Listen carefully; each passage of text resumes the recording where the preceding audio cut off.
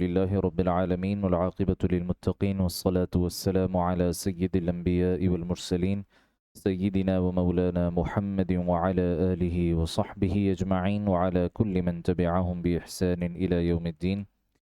أما بعد فأعوذ بالله من الشيطان الرجيم. بسم الله الرحمن الرحيم. والذين يؤمنون بما أنزل إليك وما أنزل من قبلك وبالآخرة هم يوقنون أولئك على هدى من ربهم وأولئك هم المفلحون.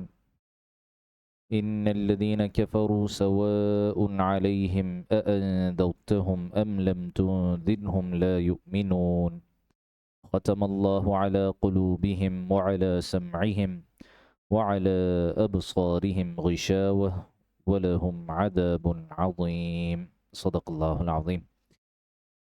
اللهم صل على سيدنا محمد وعلى آل سيدنا محمد وبارك وسلم. رب اشرح لي صدري ويسر لي أمري واحلل عقدة من لساني يفقه قولي. اللهم آتنا حبك وحب نبيك وحب من يحبك وحب عمل الذي يبلغنا حبك. آمين يا رب العالمين. اللہ سبحانہ و تعالیٰ کے فضل اور احسان سے ہم ایک طویل وقفے کے بعد دوبارہ سورۃ البقرہ کے تفصیلی مطالعے کا آغاز کر رہے ہیں. عید الاضحیٰ سے قبل کی جو نشستیں تھیں ان میں ہم نے ماہ ذوالحجہ کے فضائل اور اسی طریقے سے عید قربانی اور اس کے بعض فضائل اور احکام کے حوالے سے گفتگو کی تھی. ان نشستوں سے قبل جو آخری نشست ہماری سورۃ البقرہ کے مطالعے پر تھی اس میں آیت نمبر 4 تک ہم نے مطالعہ مکمل کیا تھا، جہاں اللہ سبحانہ و تعالیٰ نے متقین کی صفات کو بیان کیا ہے. وہ متقین جو قرآن مجید سے استفادے کی اہلیت رکھتے ہیں ان کی 5 صفات ذکر ہوئیں. چونکہ وقفہ طویل ہو گیا ہے لہٰذا ہم ترجمہ دوبارہ دیکھ لیتے ہیں ابتدا سے تاکہ کچھ مضامین تازہ ہو جائیں، پھر انشاءاللہ آیت نمبر 5 سے آج کے مطالعے کا آغاز کریں گے. اعوذ باللہ من الشیطان الرجیم. بسم اللہ الرحمن الرحیم. الف لام میم. حروف مقطعات. سر بین اللہ ورسولہ، اللہ اور اس کے رسول صلی اللہ علیہ وسلم کے درمیان ایک راز ہے، اور یہ آیات متشابہات میں سے ان کے حقیقی معنی اللہ تعالیٰ ہی جانتے ہیں. ذالک الکتاب لا ریب فیہ، یہ کتاب ایسی ہے کہ اس میں کسی قسم کا کوئی شک نہیں، نہ اس کے بیان کردہ عقائد میں، نہ اس کے بیان کردہ احکام میں، نہ اس کی پیشن گوئیوں میں، نہ اس کے اخبار میں، نہ اس کی احادیث میں، کسی شے میں کوئی شک شبہ نہیں.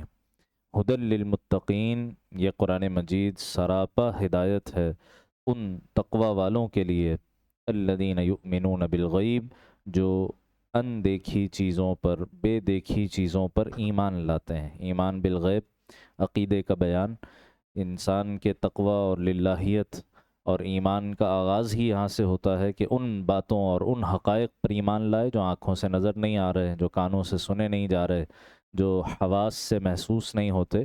یہیں سے ایمان کا آغاز ہوتا ہے. عقیدے کے بعد اعمال میں سب سے بڑا عمل وہ یقیمون الصلاۃ، اور وہ نماز قائم کرتے ہیں. قائم کرنے کا مطلب تفصیل سے گزر چکا، اس کے تمام آداب و شرائط کے ساتھ، مردوں کے لیے باجماعت نماز کی پابندی کے ساتھ، اس کے تمام احکام کی رعایت کرتے ہوئے نماز کی اقامت کا حکم دیا گیا. وَمِمَّا رَزَقْنَاهُمْ يُنْفِقُونَ، اور جو کچھ ہم نے انہیں دیا اس میں سے اللہ کی خوشنودی کے لیے خرچ کرتے ہیں.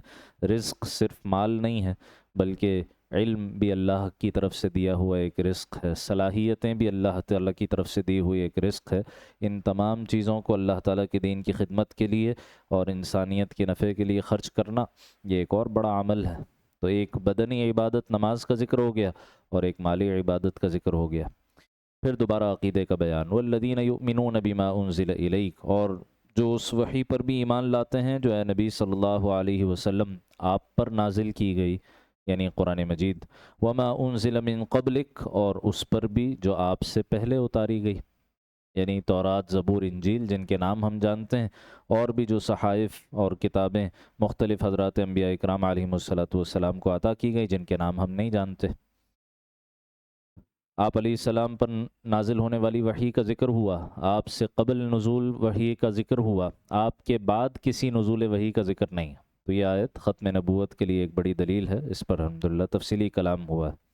وبالآخرۃ ہم یوقنون، اور آخرت پر تو وہ مکمل یقین رکھتے ہیں۔ اگرچہ یہ ایمان بالغیب جو شروع میں آیا اس میں آخرت کا بیان بھی ہے، لیکن چونکہ اس کی خصوصی اہمیت ہے کہ انسان کے تمام اعمال کی اصلاح کا دار و مدار تصور آخرت پر ہے، جواب دہی کے احساس پر ہے کہ مجھے اللہ کے حضور اپنی ایک ایک زندگی کے ایک ایک لمحے کا جواب دینا ہے، حساب کتاب دینا ہے۔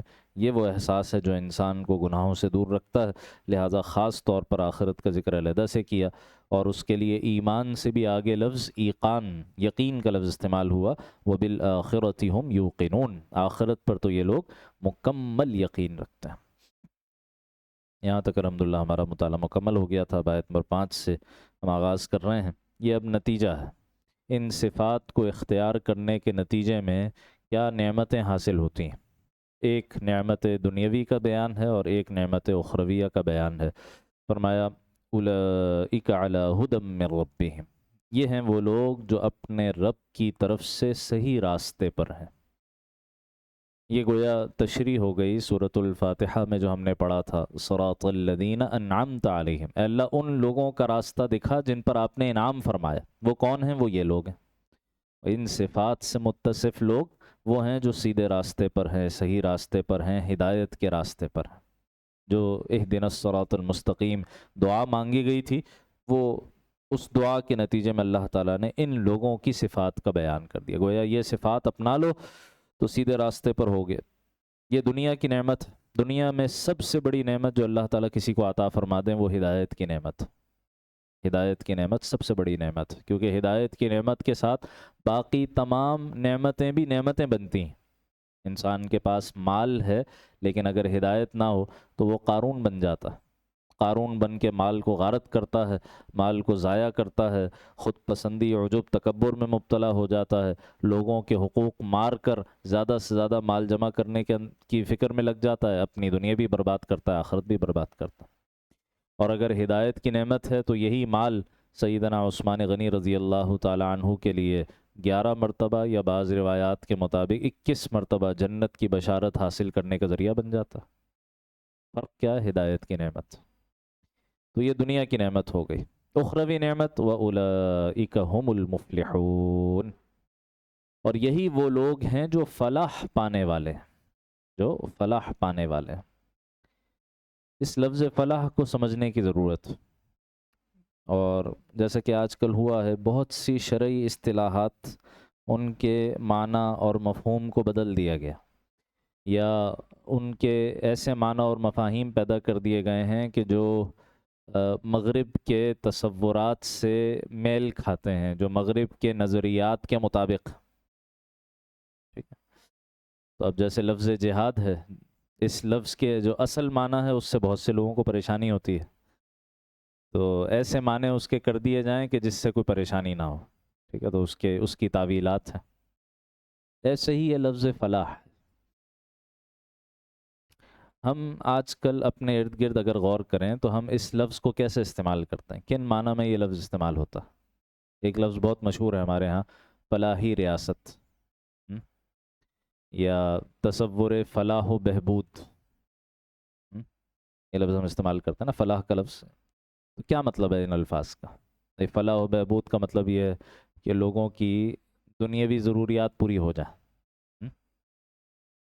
صحت کی ضرورت، تعلیم کی ضرورت، لباس کی ضرورت، کھانے پینے کی ضروریات، وہ پوری ہو جائیں۔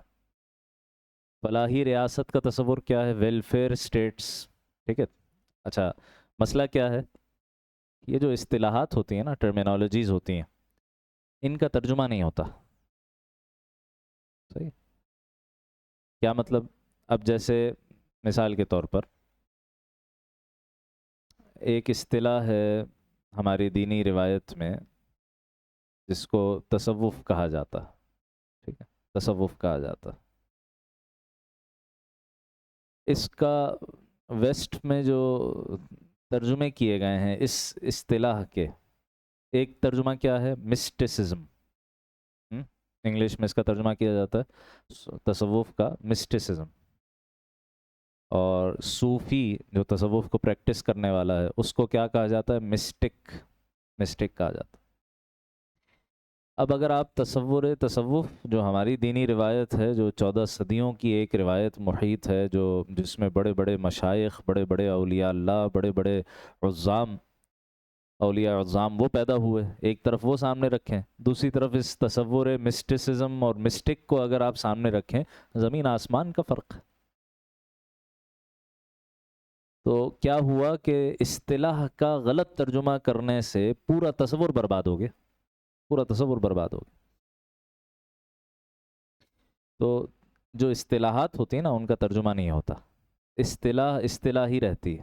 اب یہاں بھی یہ گڑبڑ ہوئی، لفظ فلاح کا ایک اصطلاحی معنی ہے، ایک شرعی معنی ہے، ایک اس کا پورا دینی کانسیپٹ ہے۔ جب آپ نے اس کا ترجمہ کر دیا ویلفیئر سے، فلاحی ریاست، ویلفیئر اسٹیٹ، تو سارا تصور کیا ہو گیا؟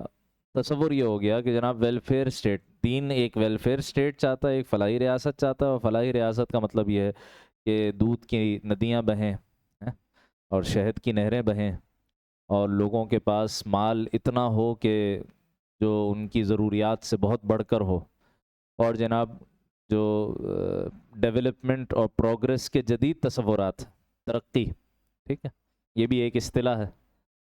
جب ہماری دین اور شریعت کی نگاہ میں ہم ترقی کہتے ہیں تو اس سے ایک خاص مراد ہوتی ہے، اس سے اصل مراد ہے روحانی ترقی، اسپریچول ڈیولپمنٹ۔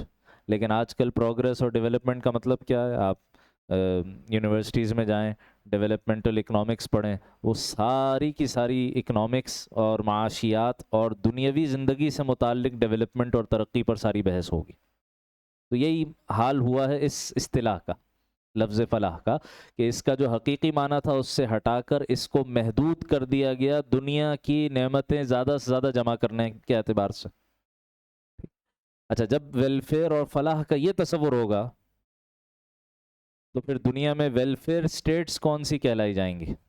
ویلفیئر اسٹیٹس کہلائی جائیں گی اس وقت جو سب سے زیادہ ویلفیئر اسٹیٹس کے انڈیکس پر ہائی رینکنگ جو کنٹریز ہیں، جو ممالک ہیں، وہ کون سے ہیں؟ اسکینڈینیوین ممالک ہیں، سویڈن ہو گیا، سوئٹزرلینڈ ہو گیا، فن لینڈ ہو گیا، ناروے ہو گیا، ٹھیک ہے، یہ علاقے ہیں جہاں کہا جاتا ہے کہ جناب ویلفیئر اسٹیٹس ہیں، جہاں لوگوں کی تمام ضروریات کی کفالت ریاست کر رہی ہے، ان کی ساری ضروریات پوری ہو رہی ہیں۔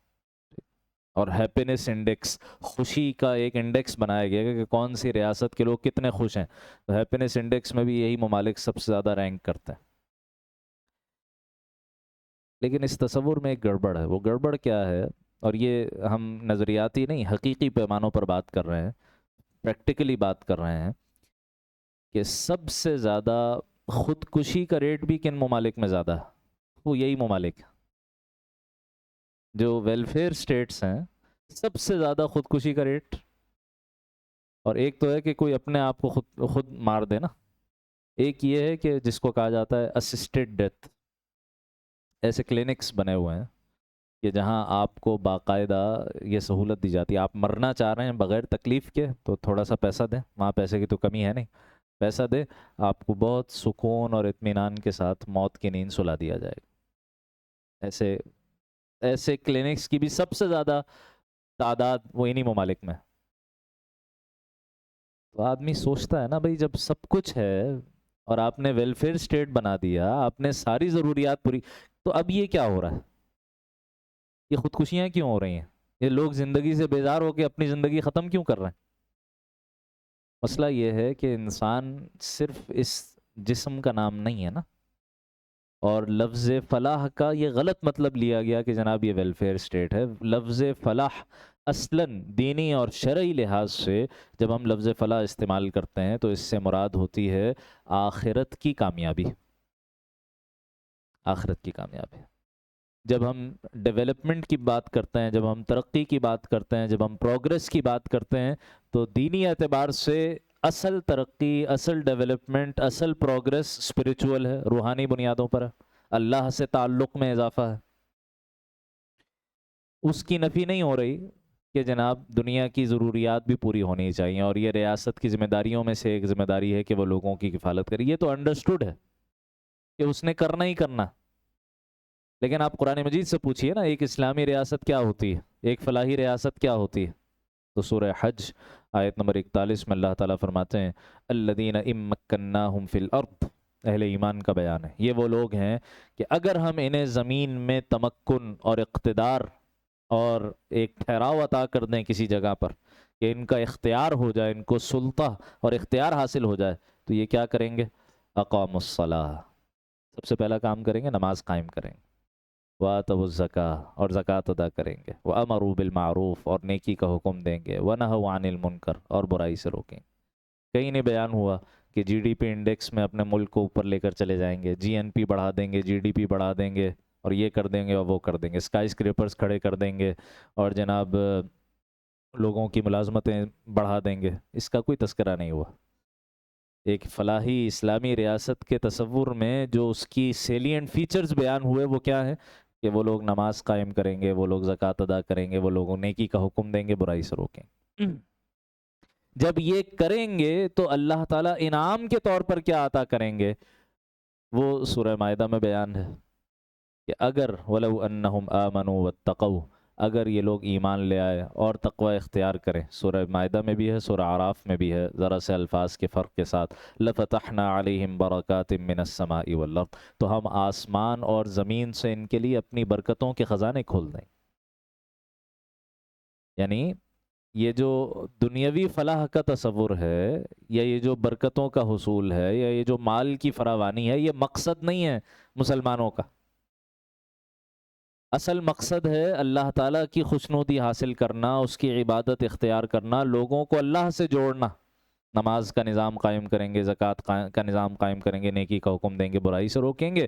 اس کے نتیجے میں اللہ تعالیٰ انعام کے طور پر دنیاوی برکتیں بھی عطا فرما دیں گے. جیسے حدیث مبارکہ میں آتا ہے جب اللہ تعالیٰ کی شریعت کی حدود میں سے کوئی حد نافذ کی جاتی ہے زمین پر، اس سے اتنی برکتیں حاصل ہوتی ہیں کہ جیسے کسی صحرا میں 40 رات مسلسل بارش ہوتی رہے.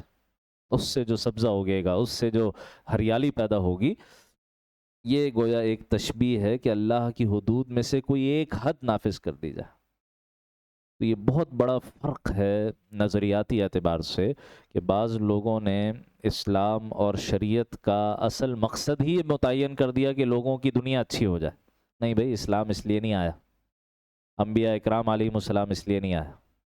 انبیاء اکرام علیہم السلام لوگوں کو اللہ سے جوڑنے آئے ہیں، لوگوں کی آخرت سنوارنے آئے ہیں. یہ اور بات ہے کہ جب لوگ اپنی آخرت پر محنت کرتے ہیں اللہ دنیا بھی اچھی کر دیتا. حدیث مبارکہ میں آتا ہے سیدنا امیر معاویہ رضی اللہ تعالیٰ عنہ نے ام المومنین سیدہ عائشہ صدیقہ رضی اللہ تعالیٰ عنہ کو دمشق سے خط بھیجا مدینہ منورہ کہ اے ام المومنین کچھ مجھے نصیحت کیجیے، کچھ وصیت فرمائیے.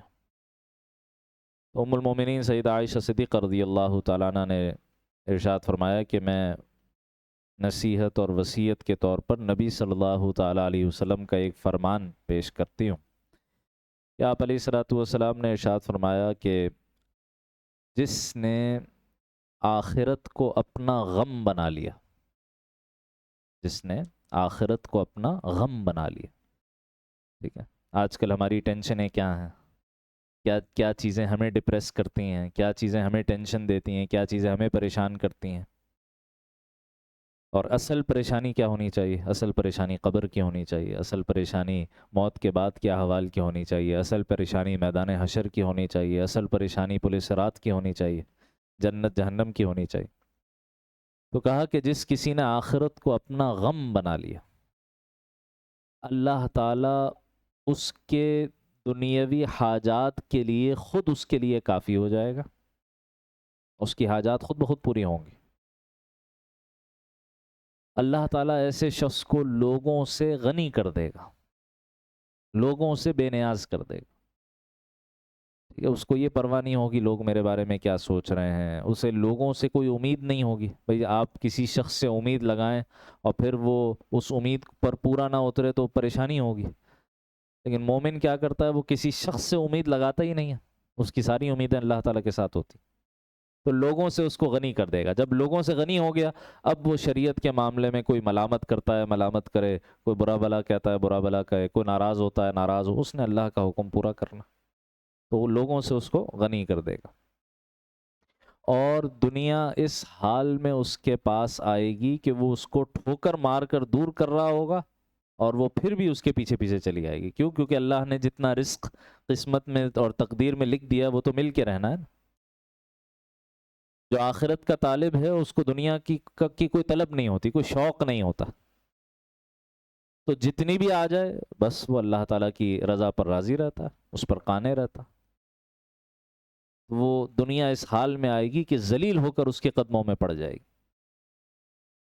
یہ ایک شخص کا بیان ہے، یہ ایک رخ ہے، ایک کردار ہے.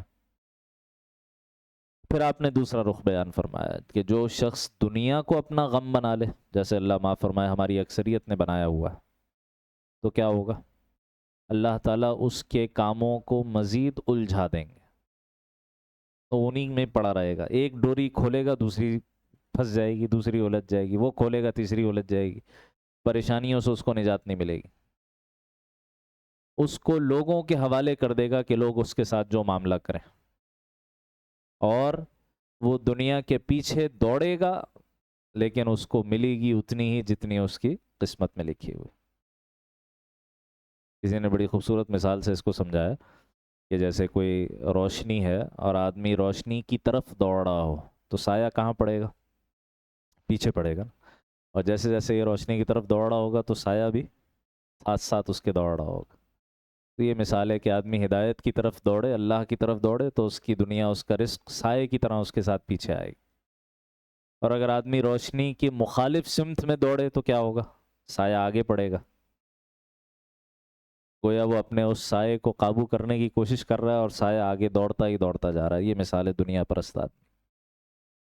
تو یہاں اس لفظ فلاح پر کے تصور پر بات کرنے کی ضرورت تھی، جو الحمدللہ ہم نے تفصیلی بات کی کہ اصل فلاح کا تصور، اصل ویلفیئر کا تصور وہ روحانی ہے، وہ اسپریچول ہے، اور وہ اخروی ہے.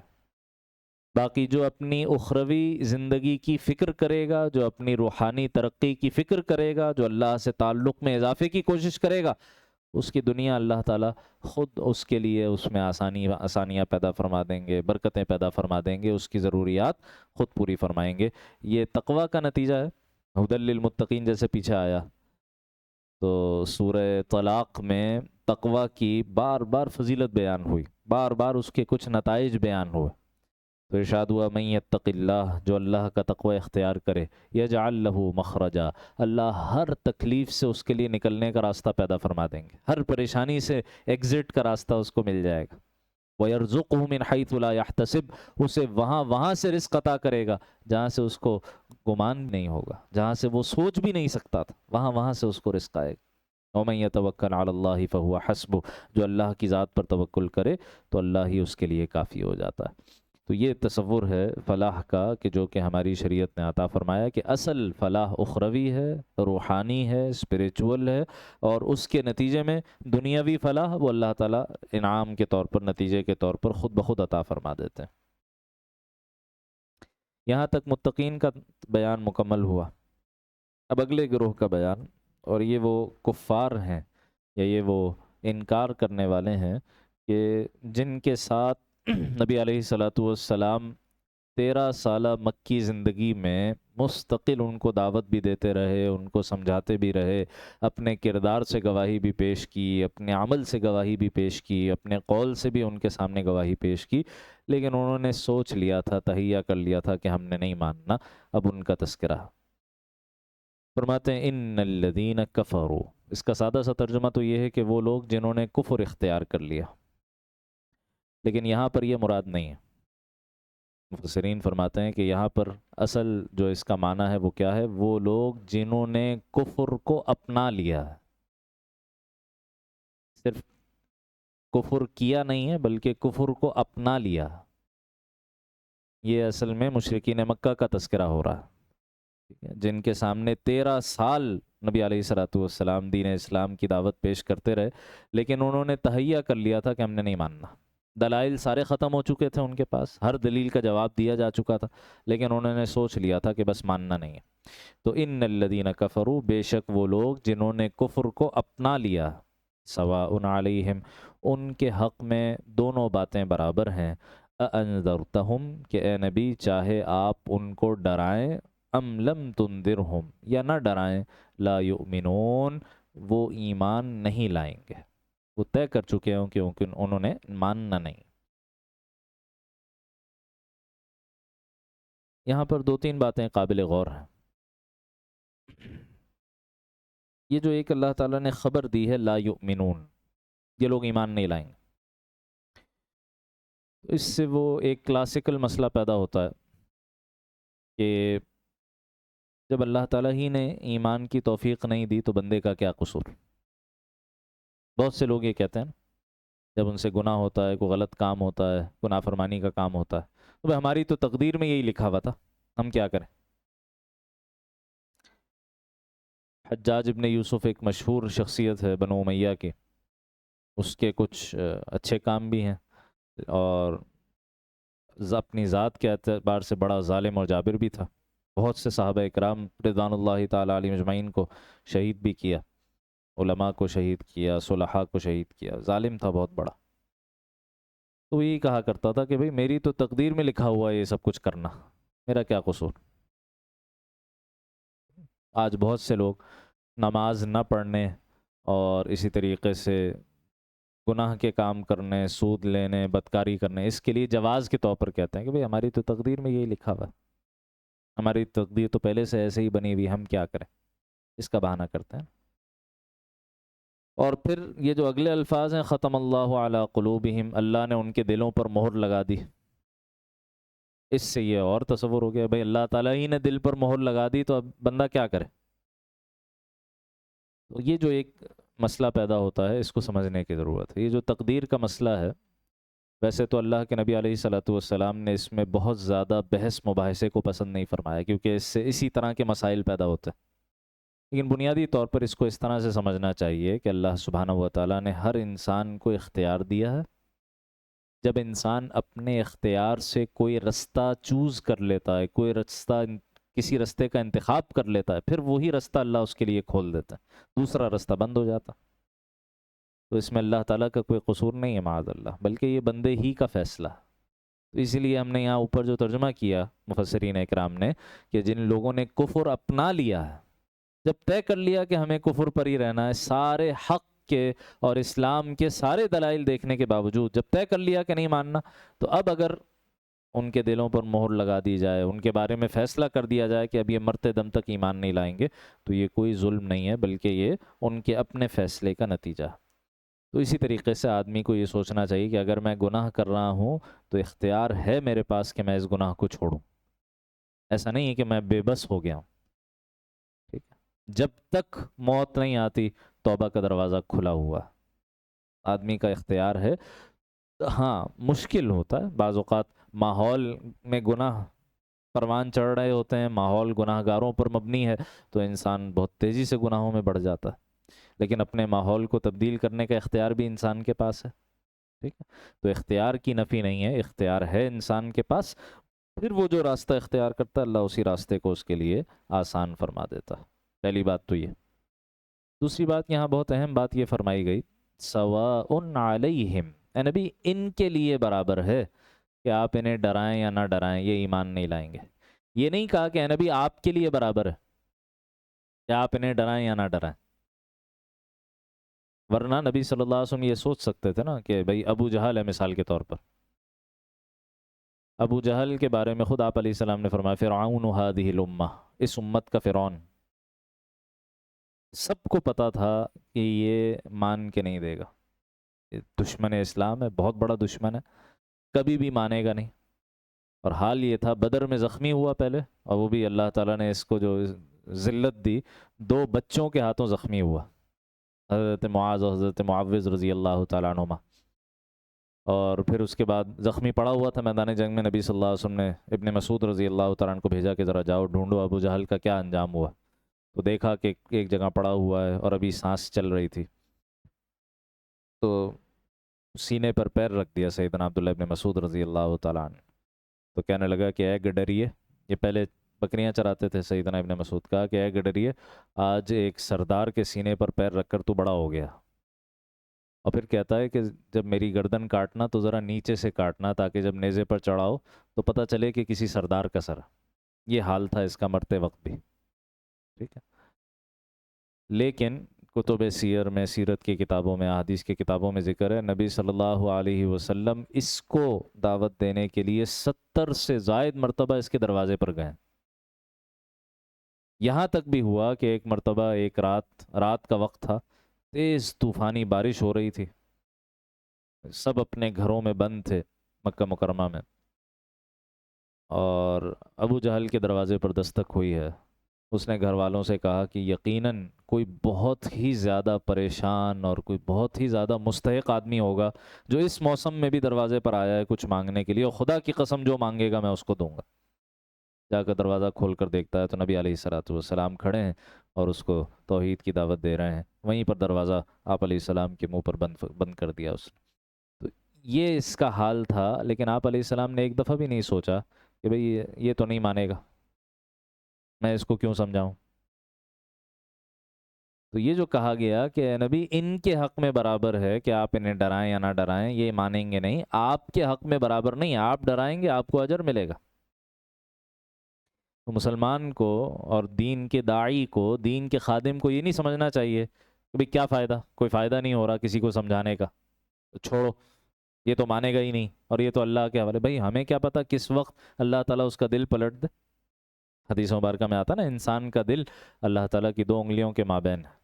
2 انگلیاں اللہ تعالیٰ کی متشابہات میں سے ہے، ہم اس کی حقیقت نہیں جانتے، بس جیسا کہا گیا ہم ویسے ایمان رکھتے ہیں. تو کہا گیا کہ انسان کے دل اللہ تعالیٰ کی 2 انگلیوں کے مابین ہے، جدھر چاہتے ہیں پلٹ دیتے ہیں. تو ہمیں نہیں پتہ کس وقت اللہ دل پلٹ دے کسی کا. 10 مرتبہ کسی کو سمجھایا، اثر نہیں ہوا، 11ویں مرتبہ اثر ہو گیا، ہمیں نہیں پتہ. تو ایک داعی کا، اور ہر مسلمان داعی ہے، یہ بھی نہیں ہم کہہ سکتے کہ بھئی میں تو داعی نہیں ہوں. نہیں، ہر مسلمان کو داعی بننا ہے. دعوت کا ایک پہلو وہ ہے جو ہر مسلمان کے لیے فرض ہے، جیسے نماز فرض ہے. اور وہ کون سا پہلو ہے؟ جو انسان کے اپنے ماتحت افراد ہیں. ٹھیک ہے، گھر میں بیوی ہے، بچے ہیں، چھوٹے بہن بھائی ہیں، اسی طریقے سے جہاں ملازمت کرتے ہیں وہاں کوئی ماتحت ہے. ان لوگوں تک اللہ کے دین کا پیغام پہنچانا، نیکی کا حکم دینا، برائی سے روکنا، یہ فرض ہے. یہ کوئی اضافی نفلی نیکی نہیں ہے، فرض ہے. تو ہر مسلمان کو داعی بننا. اور پھر ایک فرض کفایہ کا درجہ وہ ہے کہ جو ساری دنیا تک اسلام کا پیغام پہنچانا ہے. تو داعی جو ہے اس کو یہ نہیں سمجھنا چاہیے کہ بھئی سامنے والا تو نہیں مانے گا، کیا فائدہ. بھئی اس کا کوئی فائدہ ہو نہ ہو، میرا تو فائدہ ہو ہی رہا ہے، مجھے تو اجر مل رہا ہے. ٹھیک ہے. اور جیسے بڑی شاندار بات کہی نا سورہ اعراف میں، ایک پورا واقعہ آیا ہے اصحاب السبت کا. یہودیوں کی ایک بستی تھی کہ جن کو اللہ تعالیٰ نے حکم دیا ہوا تھا کہ بھئی ہفتے کے دن کوئی دنیاوی کام نہیں کرنا، کوئی معاشی جد و جہد نہیں کرنی، کچھ نہیں، بس صرف ہفتے کا پورا دن اللہ کی عبادت کے لیے مختص. انہوں نے ہیلے بہانوں سے، مچھیرے تھے، مچھلیاں پکڑنا شروع کر دیں ہفتے کے دن. تو بعض لوگ ان کو سمجھانے لگے بھئی خدا کے واسطے ایسا کام مت کرو، اللہ کا غضب نازل ہوگا، اللہ کی ناراضگی نازل ہوگی، مت کرو یہ کام. تو بعض دوسرے لوگوں نے کہا کہ لم تعظون قوما اللہ مہلکہم او معذبہم عذابا شدیدا، ایسی قوم کو کیوں سمجھا رہے ہو جنہیں اللہ ہلاک کرنے والا ہے یا شدید عذاب دینے والا، ان کو سمجھانے کا کوئی فائدہ نہیں. کیا خوبصورت جواب دیا، قالوا معذرۃ الی ربکم. تو سمجھانے والے جو تھے، برائی سے روکنے والے جو، انہوں نے کہا کہ دیکھو ہم کم سے کم اللہ کے حضور معذرت تو پیش کر سکتے ہیں کہ بھئی میرے ذمے جو تھا وہ میں نے کیا، جتنی میری استعداد تھی میں نے سمجھانے کی کوشش کی، باقی کو مانے نہ مانے یہ میرا اختیار نہیں. وَلَعَلَّهُمْ يَتَّقُونَ، اور کیا خبر شاید یہ بھی بچ جائیں، ہمارے کہنے سے کسی پر اثر ہو جائے. غزوہ خیبر کے موقع پر یہود کے خلاف یہ غزوہ تھا، یہود اپنے قلعوں میں بند تھے. تو نبی علیہ الصلوۃ والسلام نے رات میں فرمایا کہ کل صبح میں اس شخص کو علم دوں گا، یعنی اسے پیسالار بناؤں گا اس لشکر کا، کہ جس سے اللہ اور اس کے رسول بھی محبت کرتے ہیں، وہ بھی اللہ اس کے رسول سے محبت کرتے ہیں. تو تمام صحابہ کو اشتیاق تھا. تو اگلے دن جو ہے آپ علیہ الصلوۃ والسلام نے حضرت علی المرتضیٰ رضی اللہ تعالیٰ عنہ کو طلب کیا، شیر خدا. تو کسی نے بتایا کہ ان کی آنکھوں میں دکھن ہے، تکلیف ہے. آپ علیہ الصلوۃ والسلام نے بلایا، اپنا لعاب دہن لگایا، بالکل ٹھیک ہو گئے. اور اس کے بعد جب علم تھمایا تو کہا کہ دیکھو، جب تم یہودیوں کے قلعوں کے سامنے پہنچنا تو حملہ کرنے سے پہلے ان کو اسلام کی دعوت ضرور دینا، اسلام کی دعوت ضرور دینا. اور پھر وہ تاریخی بات ارشاد فرمائی، لَأَن يَهْدِيَ اللَّهُ بِكَ رَجُلًا وَاحِدًا، اے علی اگر تمہارے ذریعے سے اللہ کسی ایک شخص کو بھی راہ راست پر لے آئے، کسی ایک شخص کو، خیر لک من حمر النعم، تو تمہارے لیے سرخ اونٹوں سے بڑی دولت. اس زمانے میں اونٹ ہر ایک کی ضرورت تھی، صحرا کی ضرورت ہوتی، اور پھر سرخ اونٹ بہت زیادہ قیمتی تھے، بہت زیادہ قیمتی سمجھے جاتے تھے. تو کہا تمہارے لیے سرخ اونٹوں سے بڑی دولت ہے اگر ایک آدمی تمہارے ذریعے سے راہ راست پر آ جائے، ایمان قبول کر لے، یا اگر مومن ہے تو گناہ چھوڑ کر نیکی کی زندگی کو اختیار کر لے. یہ سرخ اونٹوں سے بڑی دولت. تو اس لیے کہا کہ ان کے حق میں برابر ہے کہ وہ ایمان لاتے ہیں، وہ مانیں گے نہیں. اے نبی آپ کے لیے برابر نہیں، آپ کا کام ہے انذار کرنا، آپ کا کام ہے خبردار کرنا. اور انذار، انذر ینذر انذار، اس کا مطلب کیا ہے؟ ڈرانا ترجمہ کیا جاتا ہے اس کا. لیکن یہ ایسا ڈرانا نہیں جیسے کسی بھوت سے ڈرایا جاتا ہے، کسی خوفناک چیز سے ڈرایا جاتا ہے، بلکہ اس میں بھی ایک رحم دلی اور ایک ہمدردی کا پہلو ہے. جیسے کوئی شخص نابینا ہو مثال کے طور پر، اور رستے پر چل رہا ہو اور سامنے کوئی گڑھا ہو اور وہ اس میں گرنے والا ہو، تو جس جذبے سے اس کو روکا جائے گا، وہ جذبہ کیا ہے؟ اس کی ہمدردی، کہ اس کو نقصان نہ ہو جائے، اس کو تکلیف نہ پہنچ جائے. اس لیے اس کو خبردار کیا جا رہا ہے کہ دیکھو آگے گڑھا ہے، تمہیں نظر نہیں آ رہا. تو یہ جذبہ ہے، یہ انذار ہے کہ کسی کی ہمدردی میں، اس کی محبت میں، اس کو نقصان سے بچانے کے لیے کسی نقصان سے خبردار کرنا. یہ نبی علیہ الصلوۃ والسلام کی مستقل صفت کے طور پر بیان ہوا. نذیر، آپ علیہ الصلوۃ والسلام نذیر تھے، آپ علیہ السلام خبردار کرنے والے تھے، اور ساتھ میں آپ بشیر بھی تھے، بشارت دینے والے بھی تھے. بشارت کا لفظ بھی آگے انشاءاللہ تیسرے رکوع میں آ جائے گا. اب فرماتے ہیں ختم اللہ علی قلوبہم، اللہ تعالیٰ نے ان کے دلوں پر، وعلی سمعہم، اور ان کے کانوں پر مہر لگا دی. مہر لگا دی. مہر لگانے کا کیا مطلب ہے؟ مہر لگانے کا مطلب کیا ہوتا ہے؟ جب آپ کہتے ہیں نا یہ ایک فائل ہے مثال کے طور پر، اس کے اوپر ٹھپا لگا کر لکھ دیا گیا سیلڈ، ٹھیک ہے، مہر لگ گئی، تو مطلب کیا ہے؟ بند ہو گئی. اب یہ جو فائل ہے، اب یہ سیلڈ ہے، یہ کوالیفائڈ ہے، سرٹیفائڈ ہے. اب اس میں نہ کوئی پیج ڈالا جا سکتا ہے، نہ کوئی نکالا جا سکتا. مہر لگنے کا یہ مطلب ہوتا، ٹھیک ہے، کہ بند ہو گئی، اب سلسلہ ختم ہو گیا. اسی معنی میں نبی صلی اللہ تعالیٰ علیہ وسلم کو خاتم النبیین قرار دیا گیا. خاتم، تا کی زبر کے ساتھ، خاتم النبیین کا مطلب ہے نبوت کی یا انبیاء کی مہر. خاتم مہر کو کہتے ہیں، اس انگوٹھی کو کہتے ہیں کہ جو مہر لگانے کے لیے استعمال کی جاتی. ٹھیک، تو آپ علیہ الصلوۃ والسلام خاتم النبیین ہیں، انبیاء کی مہر ہیں، مہر نبوت، یعنی نبوت کا سلسلہ بند ہو گیا، ختم ہو گیا آپ علیہ الصلوۃ والسلام کی ذات اقدس پر. تو اسی طریقے سے یہاں پر ختم اللہ، اللہ تعالیٰ نے مہر لگا دی علی قلوبہم، ان کے دلوں پر، وعلی سمعہم، اور ان کے کانوں پر، کہ نہ دل سے سوچ کر یہ ہدایت تک پہنچ سکتے ہیں، نہ کانوں سے حق بات سن کر اب یہ ہدایت قبول کر سکتے ہیں.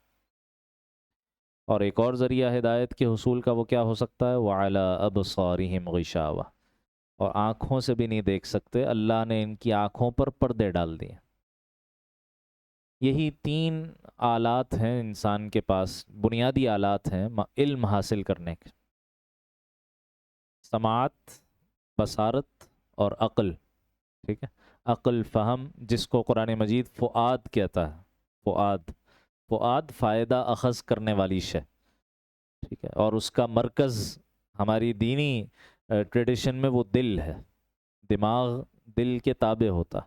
ٹھیک ہے، تو اصل دل ہے، دل جذبات کا، احساسات کا محور ہے. دل کا جیسا مزاج ہوگا، جیسی طبیعت ہوگی، عقل ویسے ہی کام کرے گی. تو اصل چیز عقل نہیں، اصل چیز دل ہے. ہماری دینی روایت کے اعتبار سے۔ تو یہ 3 بنیادی آلات ہیں جن سے آدمی علم حاصل کیا، یا کوئی چیز سن کر معلومات حاصل کرتا ہے، یا کوئی چیز دیکھ کر معلومات حاصل کرتا ہے، اور یا پھر جو کچھ سنا ہوا ہے اور جو کچھ پہلے سے دیکھا ہوا ہے اس پر غور و فکر کر کے کوئی نہ کوئی نتیجہ اخذ کرتا ہے۔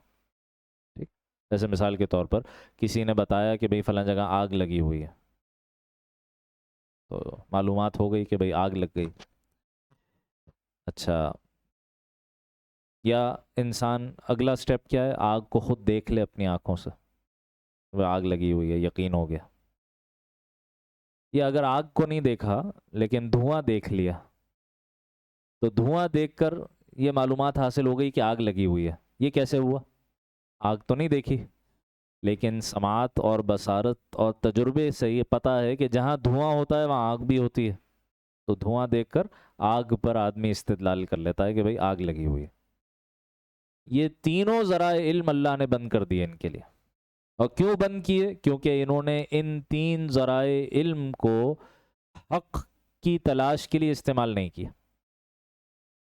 اسی لیے قرآن مجید کہتا ہے اولئک کالانعام بل ہم اضل، یہ لوگ چوپایوں جانوروں کی طرح ہیں بلکہ ان سے بھی گئے گزرے۔ کیوں؟ کیونکہ دیکھتا تو جانور بھی ہے، سنتا تو جانور بھی ہے، اور اپنے نفع نقصان کے بارے میں شعور جانور کو بھی حاصل ہوتا۔ گاڑی دور سے دیکھتے ہوئے آئے گا، کوئی بکری مثال کے طور پر سڑک کراس کر رہی ہے، دور سے اگر کوئی گاڑی دیکھتے ہوئے آئے گی تو تیزی سے بھاگے گی نا، اس کو پتہ ہے کہ اگر ٹکر لگے گی تو کیا ہوگا، نقصان ہوگا۔ تو اتنا کام تو جانور بھی کر لیتے ہیں۔ انسان کو جو یہ اللہ نے صلاحیتیں دی ہیں اصلاً کیوں دی ہیں؟ اس لیے دی ہیں کہ وہ اللہ کو پہچانے، اس لیے دی ہیں کہ وہ اپنی آخرت کی فکر کرے، اس لیے دی ہیں کہ وہ غیبی امور پر ایمان لائے اور اپنی روحانی ترقی کی فکر کرے۔ اگر ان صلاحیتوں سے بھی آدمی وہی کام کر رہا ہے جو جانور کر رہے ہیں تو پھر تو انسان جانوروں سے بھی بدتر ہے، کیونکہ جانوروں کے لیے کوئی آخرت نہیں ہے، کوئی حساب کتاب نہیں ہے، کوئی جنت جہنم نہیں ہے۔ تو قرآن مجید نے سورہ بنی اسرائیل میں جیسے کہا نا، ان السمع والبصر والفؤاد، یہی 3 چیزیں، بے شک سماعت، بصارت اور دل، کل اولئک کان عنہ مسئولا، ان میں سے ہر ایک کے بارے میں اللہ کے ہاں سوال ہوگا۔ اللہ نے دیکھنے کی صلاحیت دی تھی، سننے کی صلاحیت دی تھی، غور و فکر کی صلاحیت دی تھی، کیا کیا ان صلاحیتوں کا؟ اللہ کو پہچانا، آخرت کو پہچانا، اس کی کوئی فکر کی یا نہیں کی؟ کہاں استعمال کیا ان نعمتوں کو؟ یہ بہت بڑی ہماری ایک ذمہ داری بھی ہے، جواب دہی بھی ہے، اکاؤنٹیبلٹی بھی ہے۔ نعمتیں جتنی بڑی ہیں ان کا جواب دینا اور ان کے متعلق ذمہ داری بھی اتنی ہی بڑی ہے۔ تو ختم اللہ علی قلوبہم وعلی سمعہم، اللہ نے ان کے دلوں پر اور ان کے کانوں پر مہر لگا دی، وعلی ابصارہم غشاوہ، ان کی آنکھوں پر پردے پڑے ہوئے ہیں، وَلَهُمْ عَذَابٌ عَظِيمٌ، اور ان کے لیے بہت ہی زبردست عذاب ہے، بہت ہی بڑا عذاب ہے۔ یہ ایک مشکل ہوتی ہے، پہلے بھی ایک جگہ عرض کیا تھا کہ قرآن مجید کی جو الفاظ کی بلاغت ہے نا، جو الفاظ کی تاثیر ہے، اس کو ترجمے میں ظاہر کرنا یہ تقریباً ناممکن ہوتا۔ ترجمہ بس ہلکی سی ترجمانی ہوتی ہے، ورنہ یہ جو الفاظ میں زور ہے، جو تاکید ہے، جو لوگ تھوڑا بہت عربی کے مختلف اصولوں کو جانتے ہیں ان کے سامنے یہ بات واضح ہوگی۔ مثال کے طور پر عذابن، عذابن میں جو تنوین ہے، نکرہ ہے یہ، تو یہ جو ایک پیش اور الٹا پیش نظر آ رہا ہے، تنوین کہلاتی ہے۔ یہ تنوین بھی تعظیم کے لیے ہے، بڑا عذاب ہے۔ پھر عظیم عذاب کی صفت، یہ خود عظمت اور بڑائی پر دلالت کرتا ہے کہ وہ بہت ہی بڑا عذاب ہے، اور پھر خود عظیمن بھی تنوین اس کے اوپر لگی ہوئی ہے۔ تو 3 تاکیدیں ہیں یہاں پر، تو گویا ترجمے میں آپ کو 3 دفعہ ظاہر کرنا پڑے گا اگر حقیقی ترجمہ کرنا ہے کہ ان کے لیے بہت ہی بڑا، بہت ہی زبردست، بہت ہی وحشتناک عذاب ہے۔ تب جا کر اس کی اصل جو تاکید ہے اور جو اس کا اصل اسلوب ہے وہ واضح ہوگا۔ اور یہ جملہ اسمیہ ہے، جملہ اسمیہ خود تاکید پر اور دوام پر دلالت کرتا ہے۔ تو 4 تاکیدات ہیں اس ایک چھوٹے سے جملے میں، بہت ہی بڑا عذاب۔ یہ دوسرے گروہ کا بیان ہو گیا جنہوں نے سوچ سمجھ کر کفر اختیار کیا، اور طے کر لیا کہ ہم نے کفر ہی پر مرنا ہے اور کفر ہی پر جینا ہے اور ہم نے مان کے نہیں دینا۔ تیسرے گروہ کا بیان آگے شروع ہوتا ہے اور یہ تفصیلی بیان ہے، تو وہ سارا جو تفصیلات ہیں، آیات کا ترجمہ اور آیات کی وضاحت، وہ تو انشاءاللہ العزیز ہم اگلی نشست میں جب موقع ہوا تو دیکھیں گے۔ یہاں مختصراً تھوڑا سا پس منظر عرض کر دیا جائے تاکہ اگلی دفعہ پھر آیات کے فہم میں اور تفہیم میں سہولت ہوگی انشاءاللہ۔ جو مشرکین عرب تھے، یا مشرکین نہیں، عرب ایز اے ہول ایک قوم کے اعتبار سے، یہ ایک بحث سیرت کی کتابوں میں آپ کو ملے گی۔ جو بھی سیرت کی کتاب شروع ہوتی ہے اس کے آغاز میں یہ ایک بحث آتی ہے کہ اللہ تعالیٰ نے اہل عرب ہی کو کیوں چنا نبی صلی اللہ علیہ وسلم کی بعثت کے لیے، ان میں ایسی کیا خصوصیات تھیں کہ جس کی وجہ سے آپ علیہ الصلاۃ والسلام کی بعثت انہی میں ہوئی، اور قرآن بھی انہی کی زبان میں نازل ہوا، ابتدائی مخاطب شریعت کے وہی لوگ تھے۔ تو جہاں اور بہت ساری ان کی خوبیاں اور ان کی صفات بیان ہوئیں، جیسے مثال کے طور پر ان کا بہادر ہونا، ان کا شجاع ہونا، ان کا دلیر ہونا، وہیں ایک صفت یہ بھی بیان ہوئی کہ وہ بہت ہی کمیٹڈ لوگ تھے، جس شے کو صحیح سمجھتے تھے اس کے لیے جان دینے کو تیار، اور ان کے اندر دوغلا پنا نہیں تھا، ان کے اندر جبن اور بزدلی نہیں تھی، ٹھیک۔ چنانچہ جب مخالفت کی نبی صلی اللہ علیہ وسلم کی، تو وہ بھی پوری طرح ڈٹ کے مخالفت کی، جیسے ابو جہل کی بھی مثال آئی، ٹھیک، ڈٹ کے مخالفت، جان دے دی اس نے مخالفت میں، اور ایمان لائے تو ان اعلیٰ مرتبوں پر فائز ہوئے۔ سیدنا صدیق اکبر ہو گئے، سیدنا فاروق اعظم ہو گئے، سیدنا عثمان غنی ہو گئے، سیدنا علی المرتضیٰ ہو گئے، اور دیگر حضرات صحابہ اکرام رضوان اللہ تعالی علیہم اجمعین۔ تو جو ہجرت کر کے، مکے سے ہجرت کر کے صحابہ اکرام مدینہ منورہ تشریف لائے، اور جو مدینہ منورہ میں انصار کے دو قبائل تھے، وہ بھی عرب تھے، اوس اور خزرج، دو عرب کے قبائل مدینہ میں تھے جو مسلمان ہوئے، یہی انصار مدینہ بنے۔ تو قرآن مجید کے نصوص سے یہ بات ثابت ہے کہ مہاجرین ہو گئے یا انصار ہو گئے، ان دو گروہوں میں سے کوئی ایک شخص بھی منافق نہیں بنا، کوئی ایک شخص بھی منافق نہیں ہوا۔ ایمان لائے تو اپنی جانیں نچھاور کر دی نبی علیہ الصلوۃ والسلام کے اوپر، لیکن کسی قسم کا کوئی سمجھوتا، کسی قسم کا کوئی کمپرومائز، کسی قسم کا کوئی کسی سے کوئی لے دے کرنا، ٹھیک ہے، کچھ بھی نہیں، بس ایمان لے آئے، اب مر جائیں گے لیکن ایمان سے باز نہیں آئیں گے۔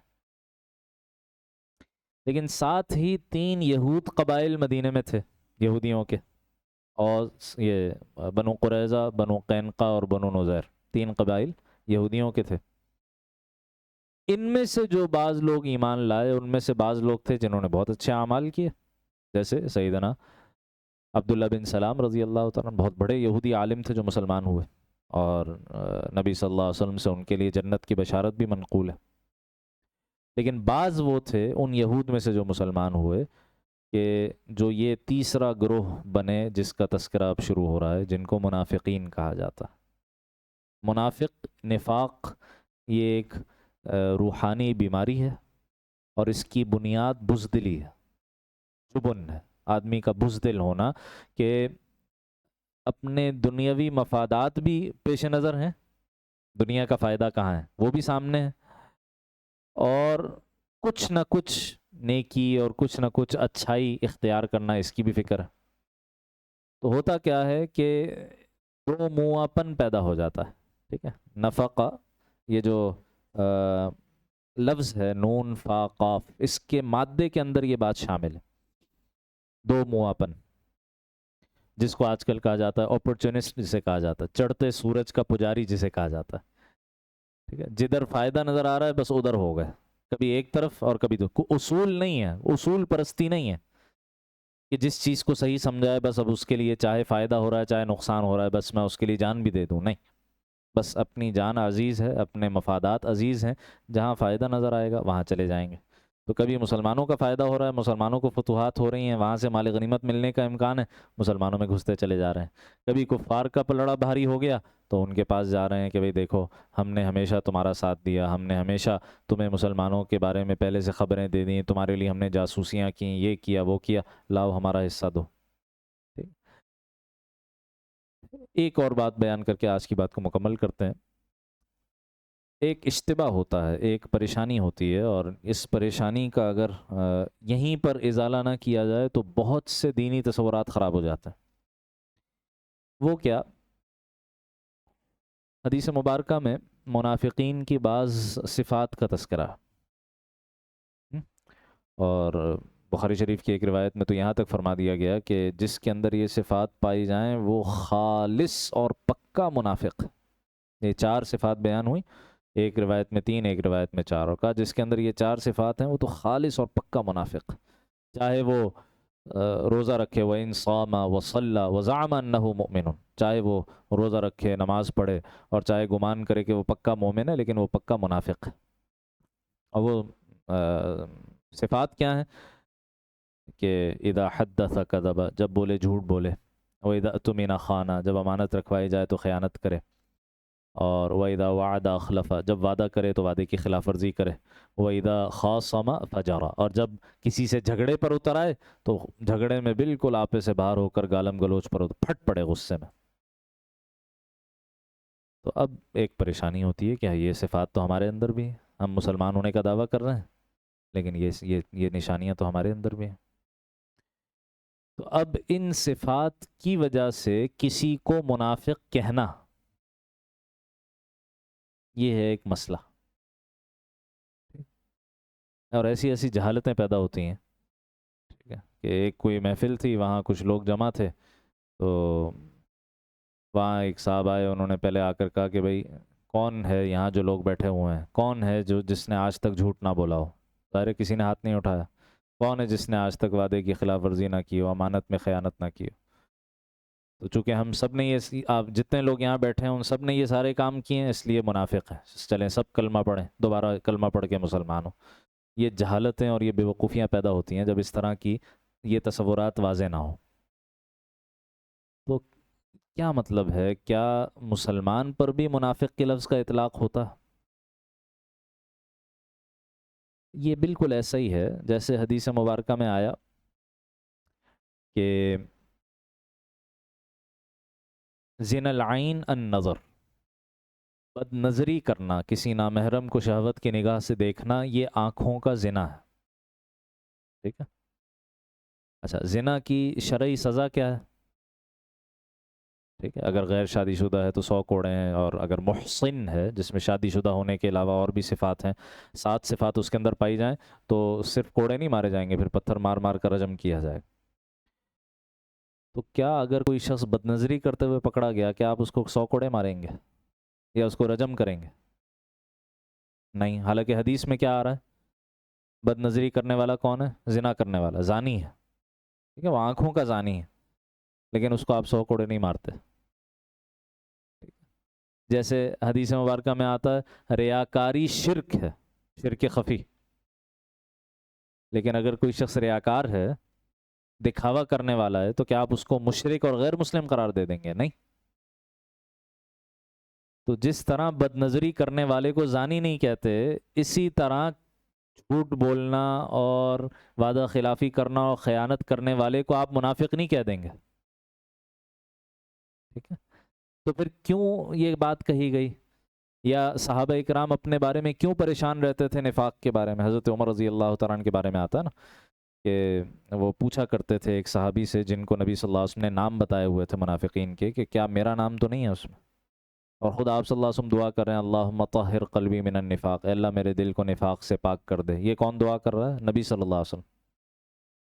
مطلب کیا ہے اس کا؟ خلاصہ یہ ہوا کہ نفاق، منافق جو شریعت کی ایک اصطلاح ہے، وہ اس شخص کو کہا جاتا ہے کہ جو دل سے کافر ہو، دل سے کافر، اللہ کو نہیں مانتا، آخرت کو نہیں مانتا، نبی صلی اللہ علیہ وسلم کو اللہ کا برحق نبی نہیں مانتا، زبان سے جھوٹ موٹ اسلام کا دعویٰ کرے، شریعت کی اصطلاح میں ایسے شخص کو منافق کہا جاتا ہے۔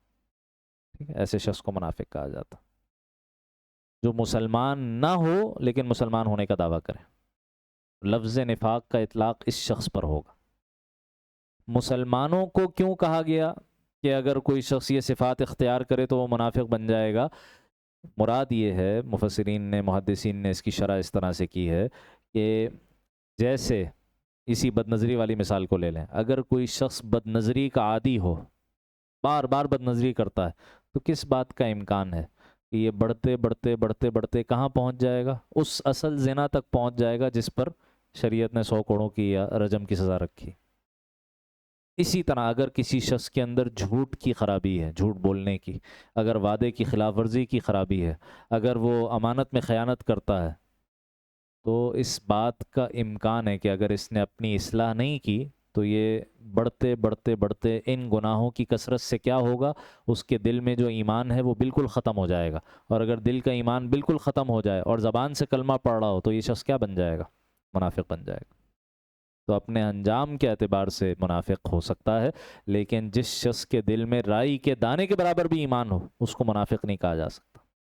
اور یہ جو قرآن مجید میں آتا ہے ان المنافقین فی الدرک الاسفل من النار، کہ منافقین جہنم کے سب سے نچلے گڑھے میں ہوں گے، سب سے سخت عذاب انہیں ہوگا، وہ ایسے ہی منافقین کے بارے میں ہے جو اصلاً کافر ہیں اور صرف زبان سے کلمہ پڑھ کے لوگوں کو دھوکہ دینے کی کوشش کرتے ہیں، یا جو مسلمان نہ ہو اپنے آپ کو مسلمان ظاہر کرنے کی کوشش کریں، اپنے آپ کو مسلمان ہونے کا دعویٰ کریں، ایسے لوگوں کے لیے یہ لفظ استعمال ہوتا ہے۔ تو یہ ایک وضاحت ضروری تھی، ورنہ ہوتا کیا ہے کہ ہمارے ہاں یہ ایک جذبات میں بعض لوگ آ کر لوگوں پر منافق ہونے کا الزام لگا دیتے ہیں، فلاں منافق ہے، فلاں منافق، اور پھر ہم ان آیات کا اطلاق کر مسلمانوں پر ان آیات کا اطلاق کر دیتے ہیں جو اصلاً کفار کے لیے ہیں۔ جہنم کا سب سے نچلے گڑھا وہ منافقین کے لیے، ان آیات کا اطلاق مسلمانوں پر کرنا شروع کر دیتے ہیں، اور اس سے پھر ایک جہالت بھی پیدا ہوتی ہے، قرآن مجید کا سوء فہم بھی ہوتا ہے، اور شریعت کے بہت سے احکامات آگے پیچھے ہو جاتے ہیں۔ تو یہ ایک وضاحت یہاں پر پیش کرنا ضروری تھی۔ باقی اب ان منافقین کے بارے میں جو کلام ہے وہ پھر اگلے رکوع سے شروع ہوتا ہے، آیت نمبر 8 سے، اور پھر یہ پورا رکوع منافقین ہی کے بیان پر ہے۔ انشاءاللہ العزیز تفصیل کے ساتھ زندگی رہی، موقع رہا تو اگلی نشست میں انشاءاللہ اس کا مطالعہ کریں گے۔ ایک اعلان یہ سماعت فرما لیجئے کہ انشاءاللہ اگلا اتوار ہمارے ایک استاذ ہیں جو لاہور سے تشریف لا رہے ہیں، انشاءاللہ العزیز ان کا ایک خصوصی درس قرآن یہاں پر منعقد ہوگا۔ تو یہ جو ہمارا سلسلہ ہے سورۃ البقرہ کا، اگلے ہفتے ہم اس کو موقوف رکھیں گے، انشاءاللہ ہمارے استاذ محترم آ کر وہ بیان کریں گے، اور پھر اس کے بعد جو اگلا اتوار ہے اللہ تعالیٰ نے زندگی رکھی، موقع رکھا، تو پھر انشاءاللہ ہم سورہ بقرہ کا بیان اپنا آگے جاری رکھیں گے۔ تو کوشش کریں کہ خود بھی تشریف لائیں اور بھی دیگر احباب کو بھی متوجہ کریں، خواتین کے لیے بھی یہاں باپردہ شرکت کا انتظام ہوتا ہے، ان کو بھی شریک کریں۔ الحمدللہ یہ جو مرکز ہے ویسے تو رمضان مبارک کے بعد سے فعال ہے، یہاں پر درس کے سلسلے چل رہے ہیں، لیکن باقاعدہ اس کا افتتاح وہ ہمارے استاد محترم کی گفتگو سے انشاءاللہ اگلی دفعہ ہوگا، اور اس کے بعد پھر یہاں پر کچھ تعلیمی سلسلوں کے آغاز کا بھی ارادہ ہے، تو انشاءاللہ اس کے حوالے سے بھی کچھ تفصیلات عرض کی جائیں گی اگلی نشست میں، خاص طور پر شرکت کی گزارش ہے۔ جزاکم اللہ خیر و احسن جزا، وآخر دعوانا ان الحمدللہ رب العالمین۔ دعا کر لیجیے۔ الحمدللہ رب العالمین والصلاة والسلام علی سید الانبیاء والمرسلین سیدنا و مولانا محمد وعلی آلہ وصحبہ اجمعین۔ ربنا تقبل منا إنك أنت السميع العليم وتب علينا إنك أنت التواب الرحيم. اللهم صل على سيدنا محمد وعلى آل سيدنا محمد وبارك وسلم. اللهم اغفر لنا ولآبائنا ولأمهاتنا ولأزواجنا ولذرياتنا ولشيوخنا ولمشايخنا ولمن له حق علينا ولجميع المؤمنين والمؤمنات والمسلمين والمسلمات الأحياء منهم والأموات إنك سميع قريب مجيب الدعوات. ربنا آتنا في الدنيا حسنة وفي الآخرة حسنة وقنا عذاب النار. اللهم أجرنا من النار وأدخلنا الجنة مع الأبرار يا عزيز يا غفار يا أرحم الراحمين. وصلى الله تعالى على خير خلقه سيدنا ومولانا محمد وعلى آله وصحبه أجمعين آمين برحمتك يا أرحم الراحمين. جزاكم الله خير وأحسن.